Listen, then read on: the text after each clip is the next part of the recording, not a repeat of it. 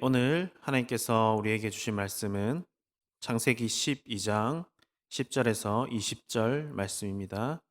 창세기 12장 10절에서 20절까지의 말씀 읽도록 하겠습니다. 그 땅에 기근이 들었으므로 아브라함이 애굽에 거류하려고 그리로 내려갔으니 이는 그 땅에 기근이 심하였음이라. 그가 애굽에 가까이 이르렀을 때에 그의 아내 사라에게 말하되 내가 알기에 그대는 아리따운 여인이라. 애굽 사람이 그대를 볼 때에 이르기를 이는 그의 아내라 하여 나는 죽이고 그대는 살리리니 원하건대 그대는 나의 누이라 하라. 그러면 내가 그대로 말미암아 안전하고 내 목숨이 그대로 말미암아 보존되리라 하니라. 아브라함이 애굽에 이르렀을 때에 애굽 사람들이 그 여인이 심히 아리따움을 보았고 바로의 고관들도 그를 보고 바로 앞에서 칭찬함으로 그 여인을 바로의 궁으로 이끌어 들인지라. 이에 바로가 그로 말미암아 아브라함을 후대함으로 아브라함이 양과 소와 노비와 암수 나귀와 낙타를 얻었더라. 여호와께서 아브라함의 아내 사레의 일로 바로와 그 집에 큰 재앙을 내리신지라. 바로가 아브라함을 불러서 이르되 내가 어찌하여 나에게 이렇게 행하였느냐? 내가 어찌하여 그를 내 아내라고 내게 말하지 아니하였느냐? 내가 어찌 그를 누이라 하여 내가 그를 데려다가 아내를 삼게 하였느냐? 내 아내가 여기 있으니 이제 데려가라 하고 바로가 사람들에게 그의 일을 명하매 그들이 그와 함께 그의 아내와 그의 모든 소유를 보내었더라. 아멘.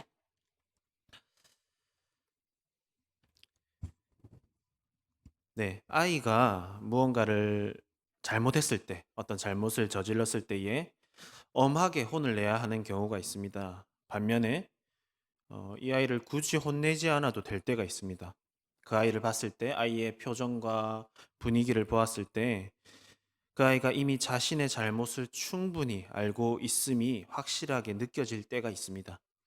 그래서 경우에 따라서는 그 아이를 굳이 혼내거나 지적하지 않고 그 잘못을 알면서도 침묵하면서 넘어가 주는 것이 그 아이에게 더 좋은 가르침이 되는 경우가 있습니다. 여러분께서는 혹시 부모든 선생님이든 나의 잘못을 알면서 그냥 지나가 줄 때를 경험해 보신 적이 있는지 모르겠습니다. 평소 정말 나를 위해주는 사람이 나의 잘못을 알고 보고서도 그냥 지나가 주는 것을 경험해 보신 적이 있으십니까? 저는 이런 경험이 있습니다. 평소 나를 많이 위해주고 나를 믿어주었던 선생님이었습니다. 이런 선생님을 실망시킨 것 같아서 마음이 많이 괴로웠습니다. 잘못을 알고도 아무 말이 없으신 선생님의 이 침묵에 오히려 제 마음은 더 괴로웠습니다. 차라리 혼나는 게 마음 편하겠다는 그런 생각을 했었던 것 같습니다. 하지만 선생님의 침묵은 오히려 너 스스로 그 잘못을 잘 알고 있음을 믿는다고 말해주는 것 같았습니다. 때로는 잘못을 했을 때 이러한 침묵이, 이러한 믿음의 어떤 시선이 어떤 따끔한 훈계보다 지적보다 그 사람을 근본적으로 변화시켜주는 계기가 될 수 있습니다. 저는 아브라함이 이렇게 변화된 사람이라고 생각합니다. 믿음하면 아브라함 아니겠습니까? 그를 믿음의 조상이라고 부릅니다. 하지만 아브라함도 참으로 실수가 많고 연약한 자였습니다. 그는 하나님이 있으라고 한 곳에 있지 않고 떠났습니다. 또 떠나는 그 과정에서 하나님보다 사람을 더 두려워해서 아내를 누이라고 속이지 않습니까? 그 결과 아내를 다른 남자에게 내어주게 됩니다. 자신은 그로 인해서 많은 재물을 받습니다. 물론 이 과정을 아브라함의 입장에서 생각해 보면 전혀 이해가 안 되는 것은 아닙니다. 처음에는 믿음으로 순종을 해서 하나님 시키는 대로 살던 곳을 떠났지 않습니까? 그렇게 떠났더니 어떻게 됐습니까? 그 땅에 기근이 들었습니다. 당장 굶어 죽게 생겼습니다. 그래서 애굽으로 떠납니다.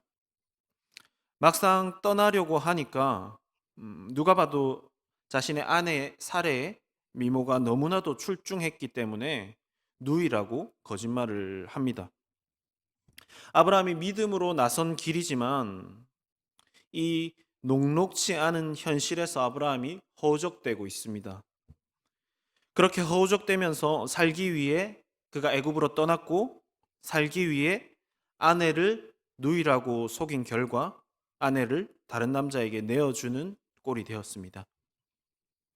자신의 아내를 내어주고 많은 재물을 받은 지금 아브라함의 심정이 어땠을까요?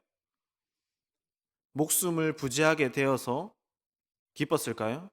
그가 부자가 되었기 때문에 좋았을까요?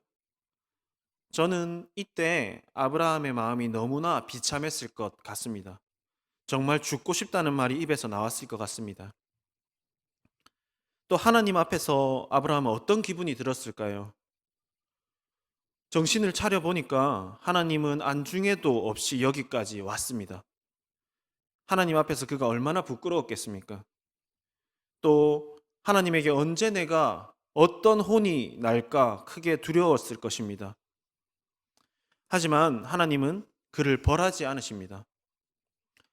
오히려 애굽 왕에게 나타나셔서 아브라함의 아내 사라에게 손대지 못하도록 하시고 당장의 아내를 아브라함이 되찾도록 해주십니다. 오히려 누구를 혼내죠? 아브라함이 아니라 애굽 왕을 혼내십니다. 사실 이 모든 위기는 무엇 때문입니까? 아브라함의 불신앙 때문입니다. 그런데 결과를 한번 보십시오. 어떻게 되었습니까? 아브라함은 큰 부자가 되어서 다시 살던 곳으로 돌아갑니다. 여러분, 불신앙에 대한 결과는 벌을 받는 것 아닌가요? 하나님은 왜 아브라함을 잘 되게 하시는 것일까요? 물론 하나님은 불신앙에 대해서 벌을 내리시는 분입니다. 그래야 벌을 내리셔야 잘못된 걸 깨닫고 돌이키기 때문이죠. 여기서 우리는 이 징계에 대한 목적을 분명히 알아야 합니다. 징계는 깨닫고 돌이키게 하는 것이 목적이지 징계 자체가 목적이 아닙니다. 괴롭게 하는 것이 징계의 목적이 아닌 것이죠. 앞에서 제가 잠깐 말씀드렸던 것처럼 아이가 자신의 잘못에 대해서 스스로 괴로워하고 잘못을 충분히 깨닫는다면 굳이 매를 들거나 호통을 칠 필요는 없습니다. 왜냐하면 징계는 깨닫고 돌이키고 다시 그 실수를 하지 않게 하는 것이 목적이지 괴롭게 하는 것이 목적이 아니기 때문입니다. 이 아이가 정말 잘못을 깨닫고 있는지 우리로서는 100%알 수는 없습니다. 하지만 하나님은 어떠십니까? 하나님은 우리 마음의 중심을 100% 아십니다. 저는 아브라함이 이 상황에서 충분히 마음으로 괴로워하고 후회하고 깨달아서 하나님 앞에 회개했다고 생각합니다. 그렇기 때문에 하나님께서는 알면서도 그냥 지나가십니다. 그게 아니라면 하나님은 아브라함이 깨달을 때까지 징계하셨을 것입니다. 아브라함이 마음으로 깨닫고 돌이켰다면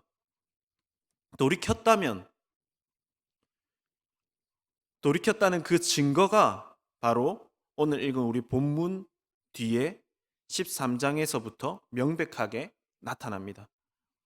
명백하게도 아브라함은 점점 더 하나님의 뜻에 합당한 사람이 되어 갑니다. 12장의 아브라함의 불신앙적인 이 사건 뒤에 아브라함이 하나님 앞에서 눈물을 흘리며 회개를 했다든지 하는 그런 말은 어디에도 없습니다. 하지만 그 이후에 13장에서부터 나오는 그의 행동들, 그의 선택들은 아브라함이 변화되었으며 또 변화되어 가고 있다는 것을 분명하게 보여주고 있습니다. 먼저 13장을 보시면 그가 처음 제단을 쌓고 하나님께 예배했던 곳으로 돌아갑니다. 거기서 지내는데 조카 롯과의 갈등을 겪게 됩니다. 정확하게 말하면 롯의 그룹과 아브라함의 그룹이 갈등을 겪게 되는 것이죠. 이때 아브라함이 먼저 이야기합니다. 우리 다투지 말자고 롯에게 말하기를 네가 먼저 원하는 땅을 선택하라 합니다. 네가 좌하면 나는 우할 것이고 네가 우하면 나는 좌할 것이라고 말합니다. 그로 인해 이 갈등이 해소됩니다. 이전에는 아브라함의 선택들 때문에 갈등이 생겼고 가족 모두가 위기에 빠졌었습니다. 하지만 이제 아브라함은 갈등을 만드는 사람이 아니라 갈등을 해소하는 사람, 평화를 만들어내는 사람이 되었습니다. 다음 14장을 보시면 목숨을 걸고 위기에 빠진 조카 롯을 구하러 가는 아브라함을 볼 수 있습니다. 12장에서 자신의 목숨을 부지하기 위해서 아내를 내어 주었던 이 사람이 자신의 목숨을 걸고 구하러 가는 사람이 되었습니다. 잘 아시는 것처럼 이후에 아브라함은 하나님의 말씀에 순종해서 자신의 목숨보다 더 소중한 아들 이삭을 하나님께 내어 놓습니다. 이전에는 자신의 목숨을 위해 다른 남자에게 아내를 내어 주었던 이 사람이 하나님의 뜻이기 때문에 자기 목숨보다 더 귀한 독자를 내어 놓는 사람이 되었습니다. 살기 위해서 하나님의 뜻은 안중에도 없던 사람이 하나님의 뜻이라면 모든 것을 거는 사람이 되었습니다.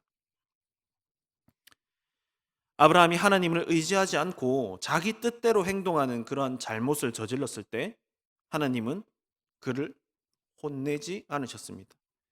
왜냐하면 하나님 당신의 침묵이 오히려 아브라함에게 더 큰 울림, 더 큰 가르침이 될 것을 아셨기 때문입니다. 하나님 당신의 침묵으로 인해서 아브라함이 돌이키고 변화될 것을 아셨기 때문입니다. 하나님의 자녀는 잘못하면 징계를 받습니다. 하지만 잘못을 했는데도 아무 일도 일어나지 않을 수도 있습니다. 하지만 자녀는 하나님의 이 침묵에 대해서 오히려 부끄럽게 여기면서 결국 돌이키게 됩니다. 하나님이 침묵하시기 때문에 아무것도 들리지 않는 것 같지만 자신을 믿고 기다려주시는 하나님의 눈길이 분명히 느껴집니다. 우리는 하나님의 가르침과 징계로 인해서 정신 차리고 변화되기도 합니다. 하지만 우리가 근본적으로 변화되는 것은 우리를 향한 하나님의 오래 참으심입니다. 아무 소리 들리지 않아도 믿고 기다려주시는 하나님의 사랑을 느끼는 우리가 되기를 바랍니다. 하나님의 이 침묵으로 인해서 하나님의 오래 참으심으로 인해서 점점 하나님의 마음에 합당한 사람으로 변화되어 가는 복된 저와 여러분들 되시기를 바랍니다.